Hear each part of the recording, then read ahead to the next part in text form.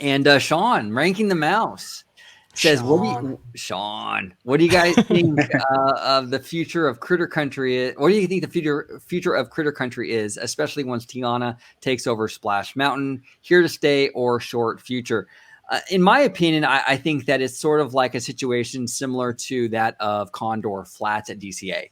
There comes a point when your land is so small, it's not worth having anymore, and that it should be consumed by the next biggest land. So if you already have New Orleans creeping into Splash Mountain, is there even any point of having Critter Country? Is what would even be Critter Country? Would it be half the walkway that's facing Pooh? That like so the Splash Mountain side of the walkway is New Orleans, and the right hand side is Pooh. It doesn't really make much sense to me. I'd much rather it all be enveloped into the New Orleans thing at this point. There's not much left. What do you think? Well, do you think if they do this, depending on what on the theme they go with and how they translate Tiana into that space, do you think New Orleans, like you said, it obviously gets encompassed into there? Does New Orleans Square get a name change? Like just New Orleans at that point? Yeah, that's interesting. Or maybe the area where Tiana or like a subtitle, so to speak. Right. Yeah. A subtitle. Sam Carter, who's been a guest on the show, actually, a fantastic artist. I think he did work for like Wonderground and stuff. He came up with a poster for that back area. He called it New Orleans Back Bayou. So it was sort of like a New Orleans sub area to New Orleans Square. And I thought that was a real clever approach to that.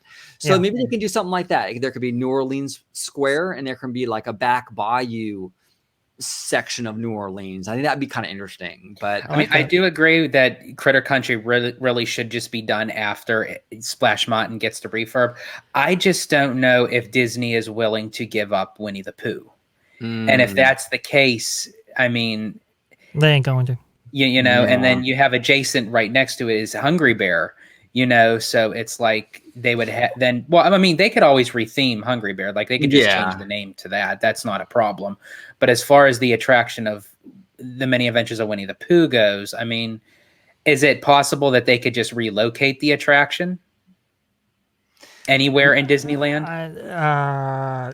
They're not going to go to that lengths. They never really have. Honestly, what I think is Winnie the Pooh is supposed to be taking place in the 100-acre wood. Yeah. And if you know the 100-acre wood, like it's in Europe, it's in, kind of like, just outside of London or whatever.